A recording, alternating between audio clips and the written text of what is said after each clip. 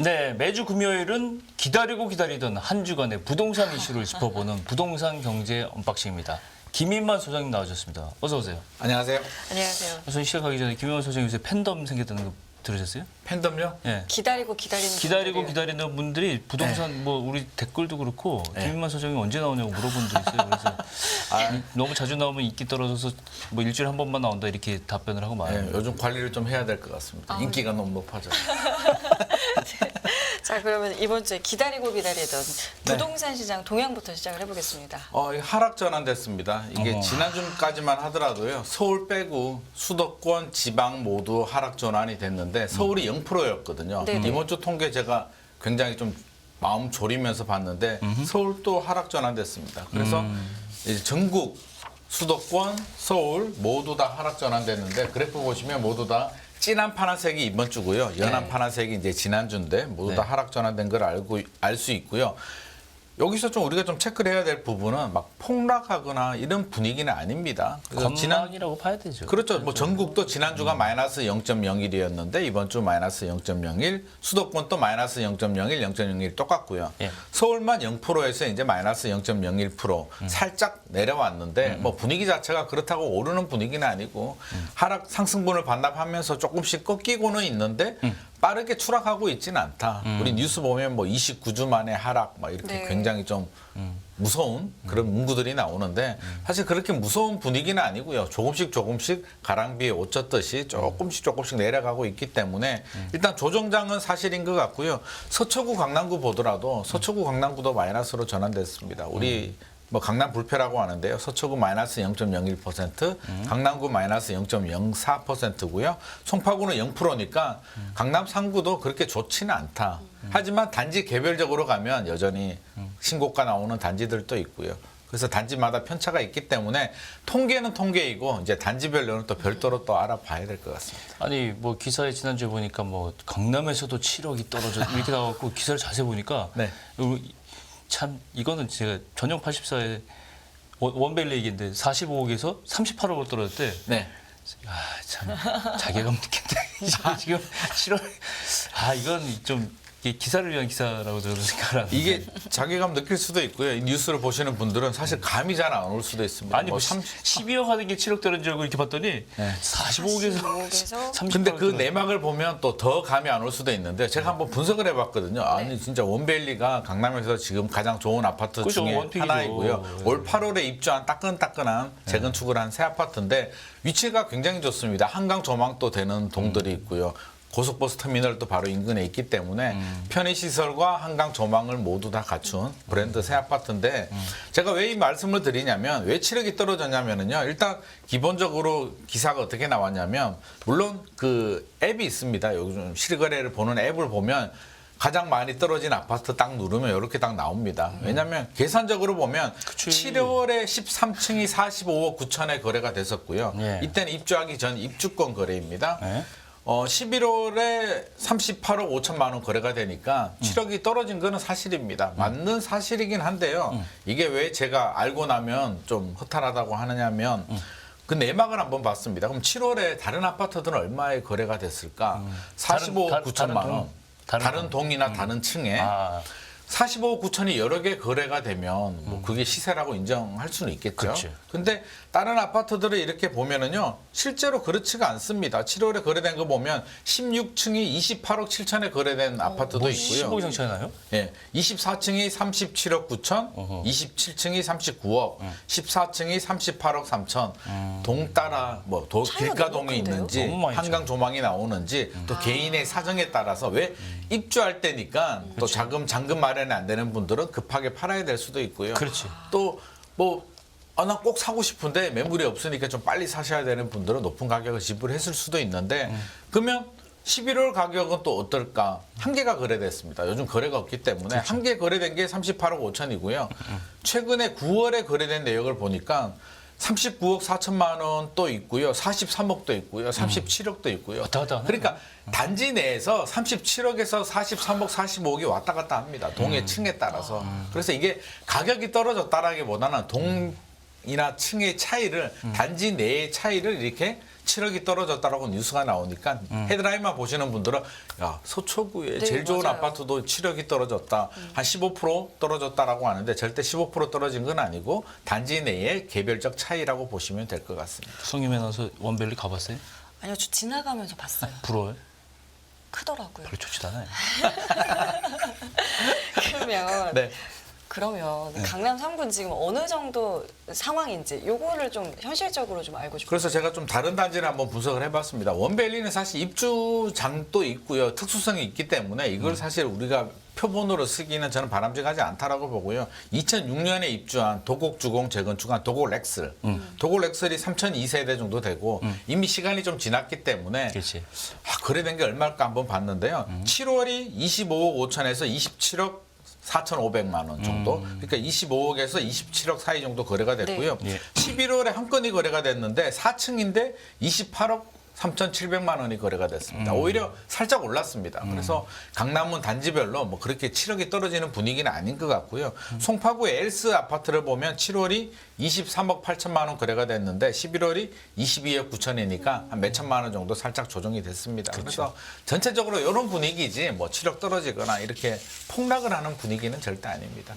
전세는 어떻습니까? 전세 좀 오른다 그랬잖아요. 그래서 근데 뭐 최근에는 뭐 개포동 전세 뭐 3억 떨어졌다 이런 얘기 나오던데. 개포동 전세 3억 떨어졌다는 뉴스가 또 헤드라인에 나오는데 네. 그래서 제가 현장에 가보기도 했고요. 한번 분석도 해봤는데 이게 개포주공 1단지 재건축한 이제 퍼스트의 아파트인데요. DH 퍼스트의 아이파크인데 6,702세대입니다. 물량이 어마어마한데 크다. 지금 입주합니다. 이번에 최근에 사용 승인, 임시 사용 승인을 받고 입주하는데 우리 입주하면 어떤 현상이 발생할까요? 전세 시세가 많이 움직이겠죠? 그렇죠. 아니, 빨리 세입자 구해서 이제 집어넣어야 남으면 뭐 되니까 떨어질 거고. 당연히 떨어집니다. 헬리오시티 같은 경우는 입주 시작할 때 전용 84가 4억 5천까지 떨어졌던 거로 제가 기억을 나거든요. 전용 84가 4억 5천이면 엄청나잖아요. 예, 예. 한 6개월 지나니까 또 다시 10억 이렇게 올라 버렸는데 지금 또 보면 시세가 12억에서 15억 정도 형성되어 있습니다. 2주 전에도 그 정도였는데 네. 이제 입주장이 시작되고 입주를 해야 되니까 일부 급한 분들은 12억까지 내려왔고요. 작년 8월 개포 쪽에 이제 올 3월에 개포자의 프레지던스 입주 물량이 있었고 8월에 원밸리 물량들도 있었는데 입주 물량이 나오기 전 작년 8월에 개포 쪽 전세 가격이 17억, 18억 정도 했습니다. 전용 84가 하다가 물량들이 나오니까 지금 12억, 15억 수준까지 내려온 상태이기 때문에 이걸 뭐 폭락이라고 할 수는 없고요. 일시적인 현상이고 제 생각에는 내년 상반기 넘어가고 입주장이 소화가 되고 추가 입주 물량이 안 나오면 오히려 16억, 17억까지 올라갈 가능성이 높습니다. 부동산 기사는 참 잘 봐야 되는 것 같아요. 부동산 기사가 제가 보기엔 제일 자극적이에요. 그러니까 자극적으로 쓰기가 좋아. 네? 제목만 그죠? 보고 근데 이게 사실 거짓말은 아니거든요. 아, 그쵸. 거래된 거짓말은 내역이긴 한데 있는데. 또 클릭수 올리기는 굉장히 좋은. 그러니까요. 조금 더 사실 안 꼼꼼히 누를 봐야 수가 없습니다. 7억 떨어졌다는데 저도 얼른 그래 이러면서 눌렀거든요. 딱 보면 이제 거기만 딱 그렇다든가 약간 왜곡이 있을 수 있어요. 네, 조금 더 맞습니다. 꼼꼼히 살펴봐야 되는 것 같고 네. 요 내용도 오늘 여쭤보고 싶었는데요. 서울시가 용적률 거래제를 추진한다고 네.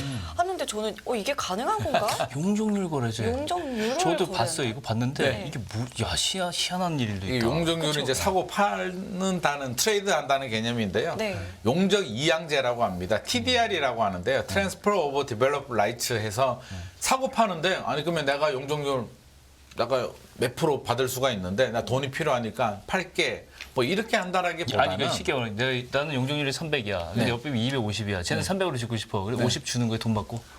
이론적으로는 그런데요. 그게 단순히 그렇게 되기는 좀 쉽지 않은 구조이고 우리가 용적률이라고 하면 땅이 있으면 얼마나 높이 그러니까. 많이 짓느냐의 돼지 기준인데 곱하기 퍼센트잖아요. 그렇죠. 대지 면적 곱하기 퍼센트 200%면 땅 면적의 두 배. 2배를 지을 수 있다는 얘기인데 이게 어떻게 나오냐면 이 보존 지역들 있잖아요. 역사 뭐 문화재 같은 경우들 되게 낮게 문화재는 높게 지을 수가 없잖아요. 그럼 못 지으니까 그렇지. 그 용적률을 돈 받고 파는 겁니다. 아. 그리고 그 돈을 받아서 이제 인프라나 다른 데 투자한다는 건데 이게 아. 실질적으로 제대로 될지에 대해서는 조금 지켜봐야 되겠고요. 해외에 이런 있어요? 사례가 있긴 합니다. 이게 우리나라에서 갑자기 뚝 튀어나온 건 아니고 네. 원래 이게 이론적으로는 있는 제도입니다. 미국하고 일본에서 이제 사례가 있긴 한데요. 미국 맨하탄에 보면 그랜드 센트럴역이라고 있다고 합니다. 제가 가보지는 않아가지고 이게 그건 모르겠는데 이게 1913년에 문화재로 지정이 됐다고 합니다. 네. 문화재니까 개발이 안 되잖아요. 네. 그 뭐, 일대가. 뭐 아무렇게나 주고받는 게 아니라 이제 제한 구역에 있는 그렇죠. 용도로 그래서 가는 거군요. 그 옆에 이제 이걸 사고 팔아가지고 59층으로 1963년도에 지었다고 합니다. 아. 그러니까 옛날에 이런 사례가 있었다. 이게 뭐 자주 수시로 생기는 트레이딩이 아니고 가끔 이런 사례가 있었고 일본 또 도쿄역 주변에 그 뒤편에 용적률을 사서 고층으로 개발했다. 이런 사례가 있는데 뭐 우리 서울로 예를 들자면 뭐 서울역 같은 경우에 뭐 주변에 서울역이 용적률을 사서 주변에 고층으로 개발을 한다. 경복궁 주변에 뭐 개발한다. 이렇게 될 수가 약간 있는데 대토 개념 같은 그런 건데. 그렇죠. 대토 개념 같은 건데 이게 좀 현실화가 될지 실제로 이게 많이 사용될지에 대해서는 지켜봐야 되고요. 이제 용적 그 한번 해보려고 이제 의뢰를 했다라고 하니까 아.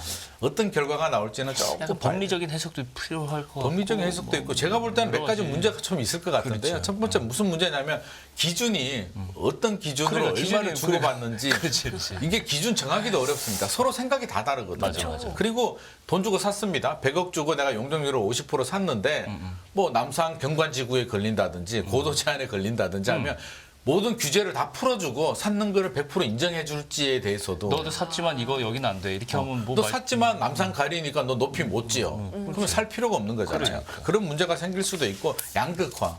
뭐 강남 같은 경우에 돈이 많으니까요. 또 우리는 사서 돈 또 주고 짓겠지. 살게.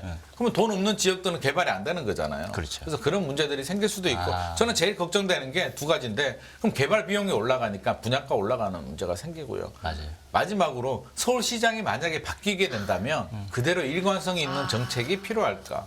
우리 그 십몇 년 전에 한강 전략정비구역 할 때요. 성수동 쪽에 50층으로 해주겠다고 했다가 서울시장이 바뀌면서 35층 규제로 개발이 안 된 경우도 성승 지금 있습니다. 나오네. 저 성승 맞죠? 예, 맞습니다. 그래서 그런 경우들도 있기 때문에 굉장히 산 넘어 산이고 이게 우리가 일반적으로 재건축 사업에서 쉽게 적용되기는 어렵겠다. 아주 일부 사례들, 오래된 문화재 주변에 일부 이런 경우가 적용될 수도 있겠으나 우리가 아, 나도 돈 주고 사야지 뭐 이렇게 되기는 좀 어려울 것 같습니다. 주택법 개정에서 이제 다른 얘기인데 네. 이 재건축 초과 이익 환수법하고 일기 신도시 특별법 네네, 이거는 통과했습니다. 이제 통과했잖아요. 네네. 근데 이 빠진 게 이 실거주 의무 폐지 이건 빠졌더라고 보니까 이건 실거주 안 하는 의무는 거 이제 안 시켜주는 거예요? 이제 무산됐습니다. 이게 소위에서 아예 안건 자체에 상금도 되지 실거주 해야 않았기 되는데. 때문에 실거주 해야 됩니다. 그래서 분양권 전면은 풀렸는데 분양권은 팔 수 있는데 실거주 안 했기 때문에 거주 요건 채워야 되고요. 예. 안 된다면 팔고 그 집에 세입자로 들어가서 2년 그래, 거주 요건 세입자로는 채워야 살아야 됩니다. 돼. 살아야 어쨌건 되고요. 살아야 되는 거죠. 이걸 위반하게 되면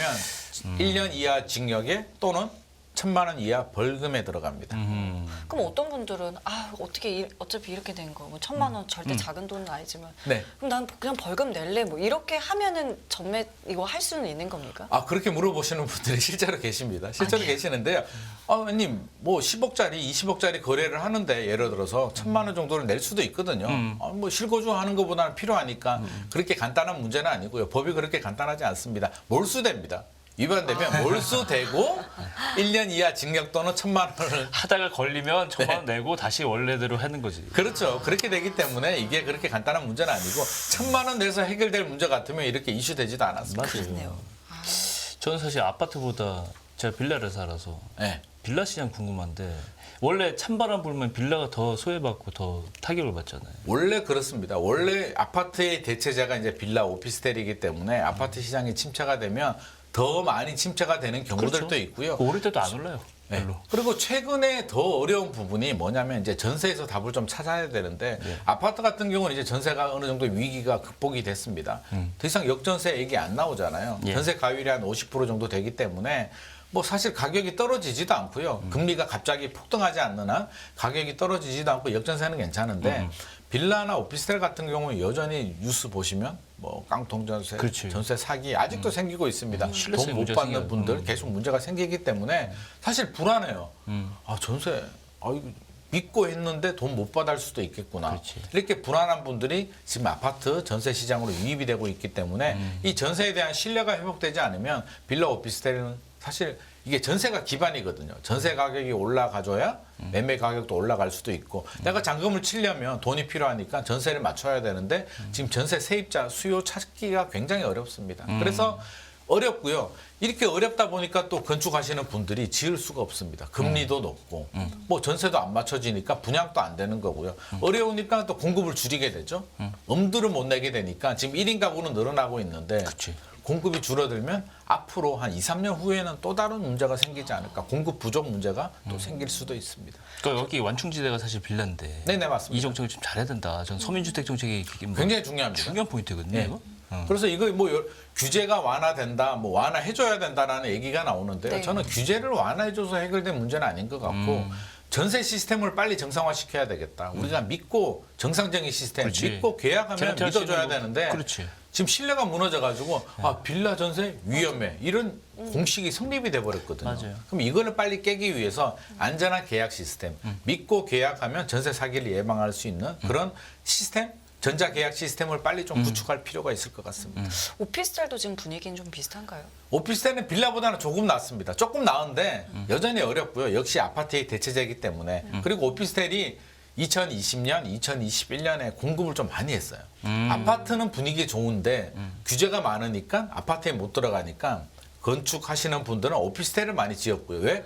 대출들이 나오니까. 그치. 주택이 아니다 보니까 대출도 나오고 규제 사각지대다 보니 틈새 시장으로 곽광을 받았습니다. 많은 분들이 또 환호를 하면서 오피스텔 분양을 받았는데 작년에 금리 오르면서 이제 모든 게 좀 안 좋아졌고요. 네. 전세 가격까지 떨어지다 보니 이제 입주할 때가 다가옵니다. 입주해야 되는데 전세는 맞춰지지 않고 금리는 높고 진퇴양난에 빠졌기 때문에 지금 오피스텔도 프리미엄이 굉장히 많이 내려갔고요. 지금 마이너스 프리미엄 나오는 단지들도 속출하고 있습니다. 오피스텔은 주택수에는 안 들어가죠.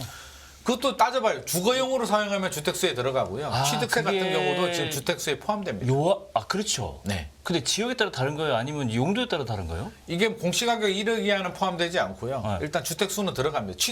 그러니까 취득세, 양도세 계산이 다 다르기 때문에 아. 사실 좀 혼선이 있고요. 그래서 지금 시장이 안 좋은데 이런 거라도 좀 풀어줘야 된다라는 목소리들이 저는 나오고 이것도 있습니다. 오피스텔 사실 주택수는 풀어준다는 생각. 이거 이제는 풀어줘야 되는 게 사실 저도 맞다고 보는 게 왜 했냐면 집값이 올라가는데 오피스텔 가격까지도 올라가니까 규제를 했거든요. 그렇죠. 최근에 이제 가격이 내려가고 소외되고 있는데 오히려 마이너스가 뜨고 있는 그렇지. 상황에서 이런 규제가 남아 있다는 건 사실 맞지 않고요. 법적으로 보면 오피스텔은 주택이 아닙니다. 주택법이 아니라 업무용 시설로 포함되기 때문에 그렇죠. 풀어줘야 되는 게 맞다고 봅니다. 그렇죠. 아니 솔직히 말해서 오피스텔을 살고 싶어서 사는 분보다는 어쩔 수 없이 사는 분들이 그 중간 사다리 역할 정도. 그러니까 사다리 역할을 하는데 아파트에 못 들어가니까 오피스텔에 거주를 하고 있는데 여기를 규제하는 거는 약간 취약계층에 대한 맞습니다. 약간 배려가 부족한 게 그렇다고 뭐 아닌가. 아파트 시장이 지금 과열이 돼가지고 뭐 그런 것도 막 규제를 아니잖아. 해야 되는 경우도 아니기 때문에 이제는 좀 풀어줘서 숨통을 좀 틔워줄 필요는 있을 것 당국 좀 같습니다. 빨리빨리 좀 움직였으면 좋겠는데 속도가 느려요. 맞습니다. 오늘도 혼났네요. 알겠습니다. 한 주간의 부동산 이슈 오늘도 김인만 소장님과 함께했습니다. 고맙습니다. 고맙습니다. 감사합니다. 예, 깊이가 다른 경제 뉴스 연암시 경제TV 경제 언박싱 오늘 여기서 마무리하겠습니다. 네, 시청해주신 여러분 감사드리고요. 저희는 다음 주 월요일 이 시간에 찾아뵙겠습니다. 지금까지 김경훈 성유미였습니다. 고맙습니다. 고맙습니다.